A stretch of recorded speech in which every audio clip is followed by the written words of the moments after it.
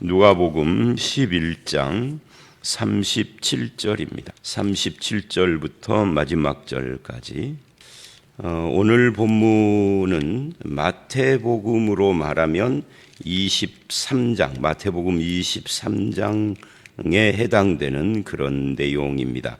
그러니까 마태복음이 28장이니까 23장이면은 굉장히 후반부에 위치한 말씀이죠. 근데 누가복음은 전체가 24장인데 11장, 아직 중간 정도, 정확한 중간에도 안 왔으니까 좀 일찍 이렇게 배치를 했어요.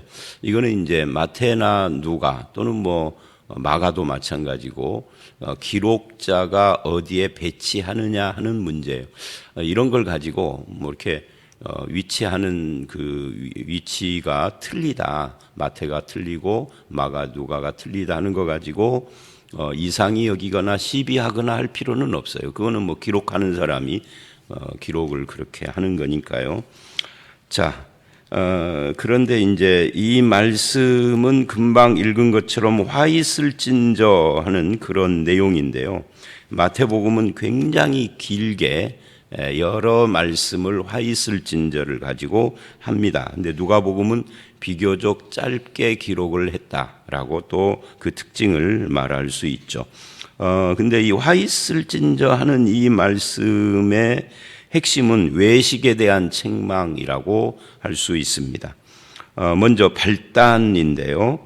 37절을 보면 예수께서 말씀하실 때 한 바리새인이 자기 집에 들어오도록 잡수시기로 음식을 대접하겠다고 청한 겁니다.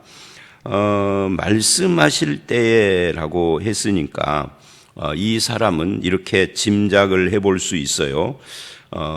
예수님의 말씀에 은혜 받았다, 그렇게 짐작해 볼 수 있어요. 성경에서는 그렇다 저렇다 말을 않지만 그 짐작이 가능하죠. 그렇지 않으면 예수님을 굳이 청해서 식사 대접을 할 리가 없는 거죠. 은혜 받은 거예요. 그런데 그 자기 집에 들어가서 이제 앉았는데 잡수시기 전에 손 씻지 아니하심을 이상히 여겼다 그래요. 유대인들은 집안에 들어갈 때 손을 씻고 들어가도록 그렇게 규례가 되어 있습니다. 원래는 구약 성경에는 성전에 들어갈 때 손을 씻는 거였거든요. 특히 제사장들이 물두멍을 놓고, 이제 그것이 이제 일반으로까지 확산이 돼서 하는데, 이게 우리나라 사람들은 굉장히 세계적으로 우리나라 사람들이 청결도가 거의 1위에 가깝다고, 정확하게 1, 2, 3위 이렇게 매긴 건 아닌데, 이번 코로나 사태로 한국 사람들의 청결에 대한 관심이 어떤지가 전 세계적으로 드러났어요. 우리는 이제 그게 일상화돼 가지고 늘 당연히 그렇게 하는 거죠. 전에는 일본 사람들이 굉장히 청결한 줄 알았는데 한국 사람들이 더 청결에 관심이 많더라. 그래서 우리는 집에 가면은 당연히 밖에서 집에 들어가면은 무슨 바쁜 일이 있지 않는 한 손부터 씻고 다 그러지 않습니까?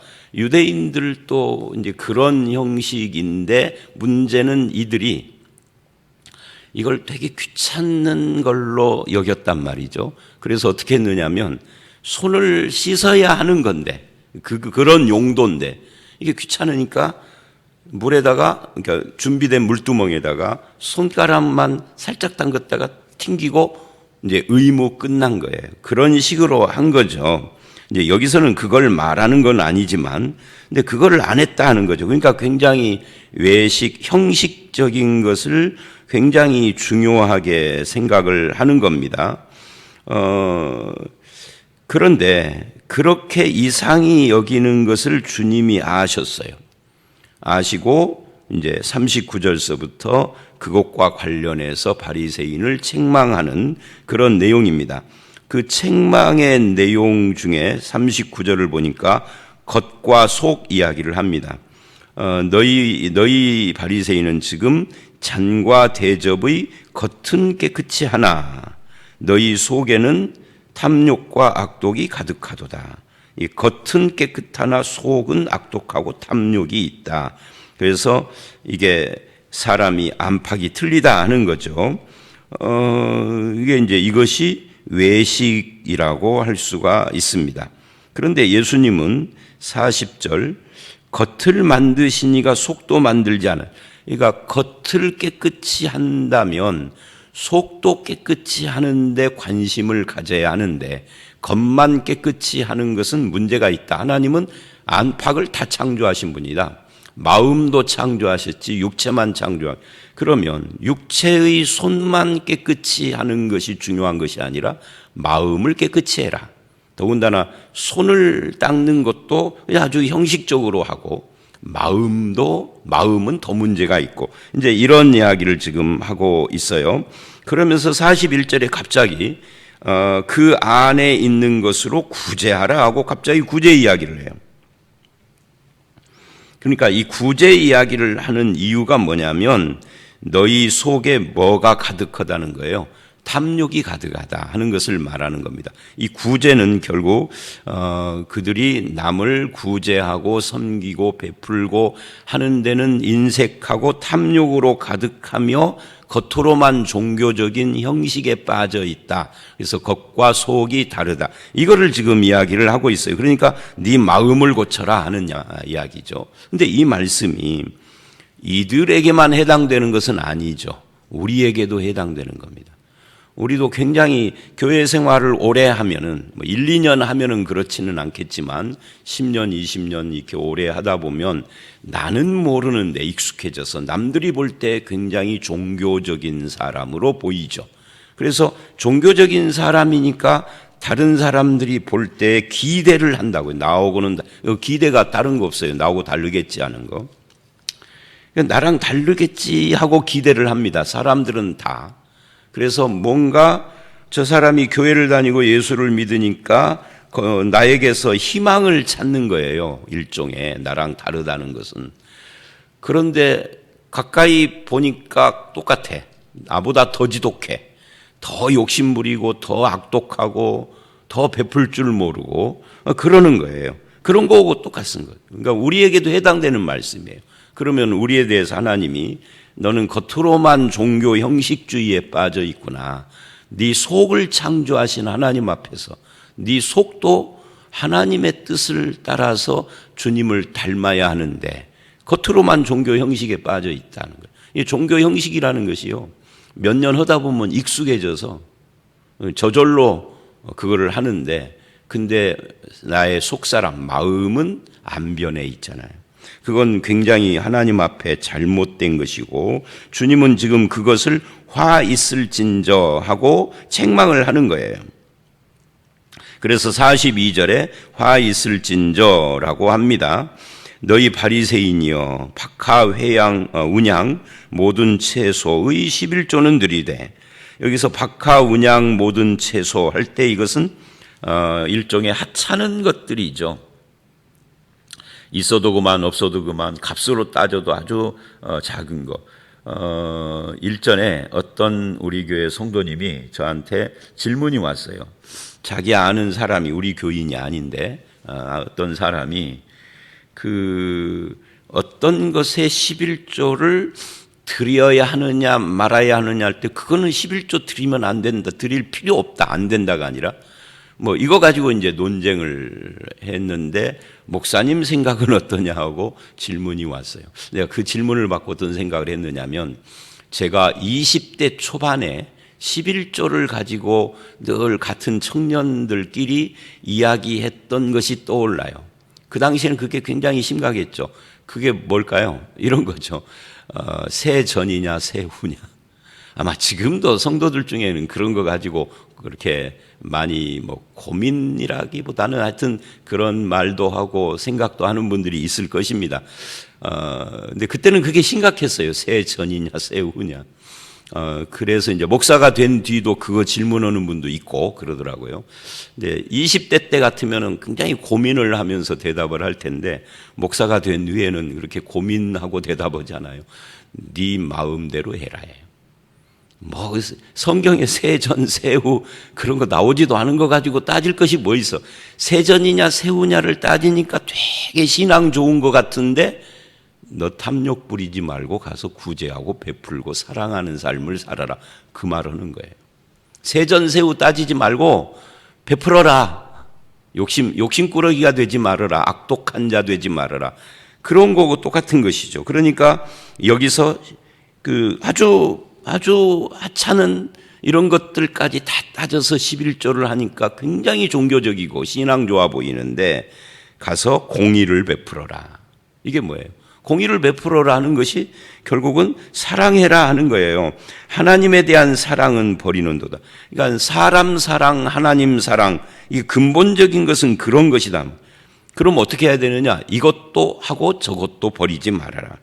그러니까 이 구절을 가지고 많은 분들이 신약에는 11조라는 말이 없다 하는데 사실은 그렇지 않아요. 이 구절은 11조 하지 말아라가 아니라 이것도 하고 저것도 버리지 말아라. 둘 다. 그러니까 11조도 하지만 11조의 정신을 잊으면 안 된다. 그런 삶을 말하는 겁니다. 그래서 이 공의, 마태복음에서는 공의만 말하는 건 아니에요. 그런데 여기서는 공의만 지금 이야기를 하고 있습니다. 근데 이 공의라는 것이 사람 사랑하고 관계가 있어요. 그러니까 하나님 사랑, 이웃 사랑이라고 하는 더 본질적인 것을 빼버리고 종교적 형식이나 아니면은 종교의 어떤 규례나 정해진 어떤 것을 의무를 다하는 것으로 신앙생활이라고 하면은 이건 곤란하다. 11조만이 아니죠. 주의를 지키는 것도 맞죠. 주의는 철저히 지키고 절대 안 빠지는데 그에게 하나님 사랑, 사람 사랑에 대한 이 공의와 사랑이 없다면 그 주의를 철저히 지키는 것이 무슨 의미가 있겠어요? 아무 의미도 없는 것이죠. 성경 읽기를 그렇게 열심히 하고 기도 생활을 하루에 몇 번씩 하는데 공의와 하나님 사랑이 없으면 그거 다 헛된 것이다. 그러니까 이것도 외식에 대한 이야기예요. 그렇다고 그래서 이쪽을 잡으면 저쪽은 안 해도 된다 이게 아니라 이것도 하고 저것도 버리지 말고 둘 다 하는 것이죠. 그래서 이제 이 구체적인 신뢰를 지금 42절서부터 하나씩 들고 있는 겁니다. 43절도 그런 신뢰 중에 하나예요. 근데 43절을 하기 전에 결국은 율법의 본 정신, 율법이라는 것은 율법의 문구에 있는 것이 아니라 율법의 원정신에 있는 겁니다. 그 원정신을 따라서 사는 것이 율법을 지키는 거예요. 그러니까 우상을 숭배하지 말아라 해서 우상 숭배 절대 안 했습니다. 그런데 하나님 사랑도 안 했어요. 그러면 그 의미가 없는 거예요. 십계명 지키지 못한 거예요. 그죠? 살인하지 말아라, 간음하지 말아라, 도둑질하지 말아라 안 했어요. 다. 그런데 그렇다고 해서 사람을 사랑하지도 않았어요. 그럼 그 사람 11조 십계명 안 지킨 거예요. 그래서 율법이라는 것은 항상 율법의 정신으로 접근을 해야 하는데 여기서는 그것을 공의와 하나님 사랑이라고 그랬어요. 마태복음은 의와 인과 신 그렇게 말을 하죠. 하나님과의 바른 관계, 이웃과의 바른 관계 이런 것들을 지금 말하고 있는 겁니다. 의라고 하는 것이 바로 하나님과의 바른 관계이고 이웃과의 바른 관계를 말하는 거예요. 인이라는 것은 사랑, 자비, 긍휼 이런 걸 말하고 신이라는 것은 충성, 신실함입니다. 하나님과 바른 관계에서 나오는 이웃과의 바른 관계니까 그것이 11조의 정신이다라고 말하는 거예요. 43절 거기는 화 있을진저 너희가 회당의 높은 자리와 시장에서 문안받는 걸 기뻐하는도다. 여기서 회당의 높은 자리 문안받는 것 말하자면은 사람들에게 보이려고 하는 어떤 행위들을 통해서 결국 갖고 있는 목적이 뭐냐면 사람들에게 대접받고 높아지는 것이다. 이걸 요한 1서 2장은 이생의 자랑이다. 이렇게 표현을 하죠. 그러니까 하나님의 눈초리 앞에서 내가 하나님 앞에 있다 하는 의식으로 사는 것을 경외라고 하는데 그게 아니고 사람의 눈초리를 더 의식하고 하나님께서 칭찬하시는 것이 아니라 사람들이 박수치는 것을 더 의식하며 살아가는 것이기 때문에 이게 또 외식인 거죠. 하나님이 원하는 인격, 성품, 행동에 관심을 가져야 하는데 사람들이 바라고 박수치는 데 관심을 가지니까 꾸며진 행동, 꾸며진 인격, 성품에 노출되고 익숙해지는 겁니다. 세상의 평가 앞에서. 물론 세상의 평가 앞에서도 바르게 잘 살아야 되죠. 그건 쓸데없다가 아니라 그거보다 더 중요한 것이 하나님 앞에서 그분의 평가와 눈 앞에서 이게 더 중요하다 하는 것이죠. 44절 화 있을진저 너희는 평토장한 무덤 같아서 그 위를 밟는 사람이 알지 못하는, 이게 무슨 말이냐면 유대인들은 시체에 접근하는 것을 부정이라고 합니다. 이게 부정의 선언을 받으면 7일 동안 아무것도 못하고 자기를 깨끗게 해야 하고 그런 거예요. 성전에도 못 가고 물론 그렇기 때문에 이 시체에 가까이 하지 않도록 최대한으로 어떤 조치를 취했습니다. 성경에는 없는데 성경에는 시체에 가까이 하지 말라는 말은 해도 어떻게라는 말은 안 해요. 근데 역사가 오랫동안 흐르면서 나름대로 노하우를 만든 것 중에 하나가 무덤을 깨끗하게 하얗게 칠해 놓는 거죠. 그래서 멀리서부터 저기 무덤 있는 데구나, 가까이 가면 안 되고 뭐 이렇게 돌아가도록. 그런데 이제 그렇게 하는 것이 유대인이었는데 평토장한 무덤. 그럼 평토장한 무덤이니까 이 무덤은 안 보이는 거예요. 그게 무덤인지 아닌지. 무덤인지 아닌지를 아예 싹 없애버렸으니까 그냥 땅 위죠. 그래서 거기에 가까이 가는 것을 알지 못하는, 그러니까 그 위를 밟는 사람이 알지 못하는, 그러니까 이 사람도 외식, 겉으로는 무덤이 아닌데 속에는 시체가 있는 그런 것이니까 이것도 외식인 겁니다. 마태복음에서는 회칠한 무덤 이렇게 말을, 그건 제가 아까 설명한 거고요. 회칠해서 하얗게 깨끗하게 정말 청결해 보이는데 속에 시체가 있는 것처럼 부정이 있다 그 말이죠. 여기서는 평토장에서 무덤이 아닌 것처럼 보이는데 속에는 부정이 있는, 겉과 속이. 그러니까 여기까지 말씀은 다 똑같아요. 겉과 속이 다르다 하는 거죠. 이 우리에게 도전입니다. 저와 여러분 어떻습니까? 겉과 속이 저와 여러분에게는 어떤 상황인가 일치해야 하는데 그게 쉬운 건 아니죠. 그러자 45절에 한 율법사가 예수님께 반박을 했습니다. 선생님 이렇게 말씀하시니, 이렇게가 37절로 44절까지 바리새인들에게 그렇게 화 있을진저 하고 말씀하시는데 한마디 들어보니까 이게 바리새인만이 아니라 자기들에게도 다 해당되는 말이에요. 그러니까 이런 경우에 여러분 어떻습니까? 목사가 성경을 가지고 이런 설교를 쭉 했어요. 쭉 듣다 보니까 다 나한테 걸려. 그럼 어떻게 해야 되나요? 둘 중에 하나인 거죠. 뭐 셋 중에 하나라고 놓을 수 있고, 뭐 아무렇지도 않게 무덤덤할 수도 있고, 아무 감흥이. 한쪽은 회개하는 거죠. 이건 내가 잘못 살아왔구나. 내가 신앙생활의 태도가 잘못됐구나 하고 회개하는 거죠. 한쪽은 반발하는 거죠. 듣기 싫다. 당신 말. 이렇게 반발하는 거죠. 이 사람은 후자로 간 거예요. 우리도 마찬가지 어떻게 말씀에 반응하느냐가 중요해요. 우리까지 모욕한다. 그랬더니 이제 예수님께서 그래 미안해 이렇게 한 것이 아니라 화 있을진저 율법교사여 하고 그들에게 이제 선언을 합니다.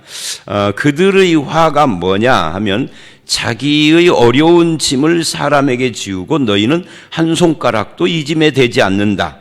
여기서 말하는 짐, 자기의 어려운 짐이라는 것은 율법교사의 짐이니까 이게 율법의 짐입니다. 여러분, 하나님이 주신 율법이 왜 짐이 될까요? 그 이유는 이렇죠. 율법의 정신을 모르니 그 문구가 짐이 되는 거예요. 율법의 정신을 알면 짐이 안 되는데 그 정신으로 접근을 않고 겉의 규정으로 접근을 하니까 우리의 삶은 이것도 하지 말아라 저것도 하지 말아라 이거 해라 저거 해라로 꽉 차버리는 거예요. 그러니 숨 막히는 거죠. 근데 내가 직업이 율법교사니, 이제 오늘 신약으로 말하면 목사니까 어쩔 수 없이 억지춘향으로 가르치기는 해야 하는데, 근데 마음에는 늘 짐이 돼가지고 벗어버리고 싶고 이러는 거죠. 그 왜 그러느냐? 정신으로 접근을 않고 이것이 하나의 규칙이 되고 법이 되어 있으니까 그러는 거예요. 법의 정신이 아니다 그 말이죠. 그리고 법 자체는 여러 가지 규제를 하죠. 이거 하지 말아라, 하지 말아라, 해라 이거죠. 근데 율법 정신으로 보면 하지 말아라, 하라가 아니다 말이에요. 율법 정신이 예수님께서 뭐라고 그러시죠? 마태복음 23장으로 가보면은 그 율법 정신을, 여기 이제 누가복음에서는 거기까지 안 가는데, 하나님 사랑, 이웃 사랑, 율법은 이 두 가지로 집약이 된단 말이에요. 하나님, 그러니까 우상을 숭배하지 말아라, 안식일을 지켜라, 안식일 날 놀러도 못 가고 이렇게 가면 이제 짐이 되는 거예요. 내가 좋아하는 낚시도 못 가고, 내가 좋아하는 뭐도, 내가 좋아하는 월드컵 경기장 축구도 구경하러 가고 싶고, 이렇게 가면 짐이 되는 거예요. 근데 하나님 사랑이라고 하면은 달라지는 거죠. 도둑질 하지 말아라, 뭐도 하지 말아라. 그런데 이웃 사랑으로 접근을 하면 마음이 달라진다는 거예요. 그래서 이제 그 율법의 정신이 빠져버렸다 하는 것을 지금 지적을 하는 겁니다. 그러니 너희는 굉장히 짐이 돼가지고 자기는 손가락 하나도 까딱하지 않는다. 남만 가르치고. 그러니까 완전히 이게 이중적인 삶을 사는 거죠. 오히려 예수님은 마태복음 11장 28절 이하를 보면 온유하고 겸손한 마음, 그 짐, 예수님이 주시는 짐은 온유하고 겸손하고 가볍고 쉽다 하면서 율법의 완성자로서의 말씀을 하십니다. 예수 그리스도 안에 있으면 정신으로 접근을 하기 때문에 짐이 안 된다 하는 것을 말하고 있는 거죠.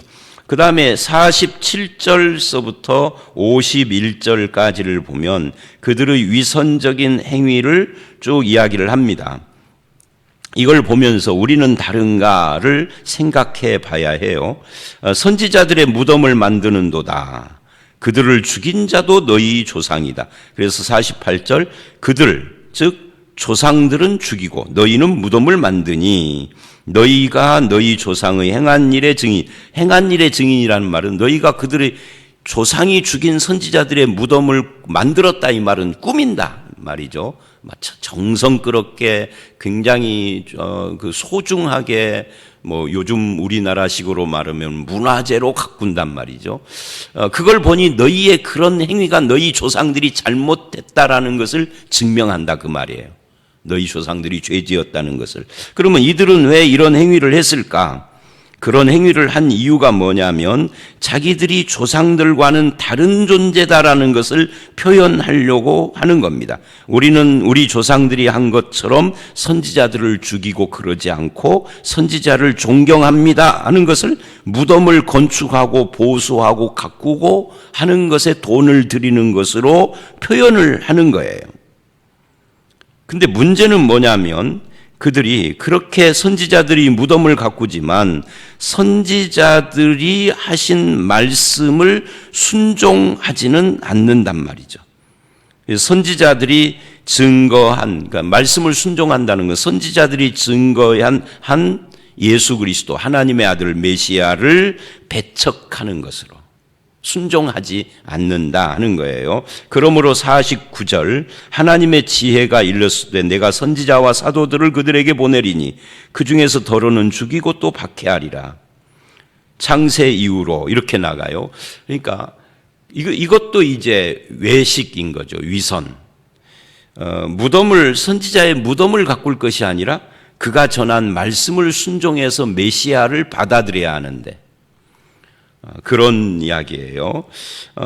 이게 오늘 우리들도 이런 것을 적용을 할 필요가 있습니다. 예를 들면 정말 교회에 온갖 여러 가지 뭐 의자도 있고 피아노, 강대상, 교회에는 많은 이것들을 옛날 사람들은, 옛날이 아니라 지금도 그렇게 합니다. 제가 그런 용어를 잘 안 써서 우리 교인들이 익숙하지 않지만 여러분 속에는 익숙하게 자리 잡고 있는 단어 하나가 있는데 그게 성물이라는 단어예요.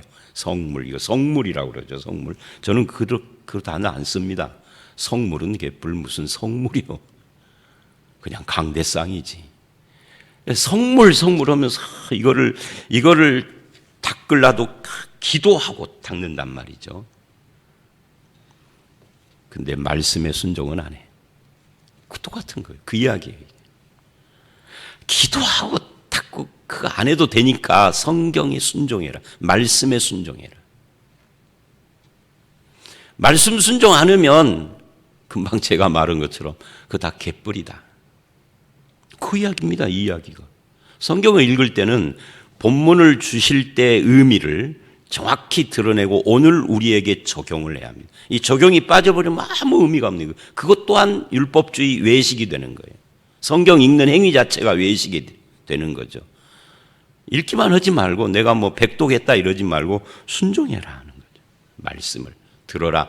그 말씀 순종은 예수님을 배척하지 않고 받아들이고 순종하는 것과 관계가 됩니다. 그러면서 창세 때 아벨의 죽음, 피부터 시작을 해서 어디까지 가요? 사가랴의 피까지 갑니다. 이 사가랴는 역대하 24장에 나오는데 왜 사가랴냐면 우리들의 구약 성경에는 말라기가 구약의 마지막 책인데 요거는 이방인들로 구성된 교회에서 다시 편집한 거고요. 배치를. 원래 유대인들의 성경에는 구약 성경의 마지막이 말라기가 아니라 역대기예요. 왜냐하면 그들은 기록된 순서대로 이렇게 배치를 했기 때문에 그렇습니다. 자, 그래서 이거는 이제 구약의 첫 책인 창세기서부터 구약의 마지막 책, 마지막 단원인 사가랴의 죽음까지 너희들 조상의 역사를 보면은 살인으로부터 시작해서 살인으로 끝났다. 그 말이죠. 하나님의 선지자들을 죽인 것이 너희의 역사다. 그 피가 2세대, 당대의 유대인들이죠. 에게 그들이 담당해야 할 것이다. 라고 아주 강경한 메시지를 전한 거예요. 그 이유는 외식, 말씀을 순종하지 않는 종교 외식에 빠져 있기 때문인데 이것은 우리 모두에게도 도전이 됩니다. 그리고 52절 화 있을진저 또 다른 말을 하죠. 너희가 지식의 열쇠를 가져가서 너희도 들어가지 않고 또 들어가고자 하는 자도 막는다. 이게 마태복음 23장 13절 이하에는 천국의 문을 가로막는 자라고 말을 해요. 근데 여기서는 지식의 열쇠. 그러니까 이 지식이라는 것이 결국은 하나님의 말씀인데 말씀의 열쇠를 가진 사람이 열어야 나도 들어가고 너도 들어가는데 열쇠를 가지고 말씀의 열쇠를 보관만 하고 열지를 않으니 아무도 율법사는 말씀을 가르치는 자니까 율법의 열쇠 가진 거예요. 오늘 신약 시대에는 목사가 말씀의 열쇠를 가졌는데 이 열쇠를 가진 목사가 맨 설교 시간에 헛소리만 하고 딴소리만 하니까 교인들이 말씀의 창고 속에 못 들어가는 거죠. 그게 율법사나 똑같단 말이죠. 그런 의미에서 이건 우리에게도 또 너는 말씀의 창고 안에 들어가서 그 말씀의 보화를 캐고 있느냐 이걸 지금 도전하고 있는 겁니다. 하나님 나라와 하나님에 대한 지식 이것을 가르칠 직분을 맡은 자가 잘못 가르치거나 안 가르치거나 하는 것을 지금 이야기를 하는데 우리들은 어떤가 하고 자신을 반성해야 합니다. 근데 문제는 말이죠. 지식 가진 목사가 열쇠를 가지고 잘못 가르치고 안 들어간다고 핑계할 수가 없는 것은 그래서 잘못된 길을 가는 성도들도 똑같이 심판하시거든. 마지막 결론입니다. 거기서 나올 때 바리새인 서기관들이 거세게 달려들어 따지고 책잡고 노리고 했다. 그러니까 결국 이들은 예수님의 말씀에 아무 영향을 안 받았다. 이걸 보면서 참 목사들이 위로를 받죠. 목사가 아무리 설교를 해도 사람들이 영향을 안 받는 고민인데 예수님 말씀에도 영향을 안 받아서 인간의 죄악이 얼마나 심각한지를 보여주는 거죠. 자, 오늘 말씀 한마디로 요약하면 겉과 속, 즉 겉과 속이 다른 이것에 대한 외식, 종교 형식주의, 종교 외식주의에 빠져 있는 것에 대한 지적입니다. 이건 어떻게 해결을 해야 되느냐? 마지막 말씀의 지식의 열쇠를 가지고 그 보물, 보화 속에, 그 창고 속에 들어가서 그 말씀을 내 것으로 받고 나에게 적용하여서 주님의 말씀과 주님이 내 속사람을 변화시키도록 그렇게 해야 합니다. 성경은 항상 그쪽으로 가야지 외형적인 것에 규칙을 지키는 뭐 이런 걸로 가서는 곤란해요. 그거는 화 있을진저의 대상이 되는 거죠. 저와 여러분이 진실로 주를 섬기고 믿는 하나님의 백성의 삶을 사시기를 주의 이름으로 축원합니다. 함께 기도하겠습니다.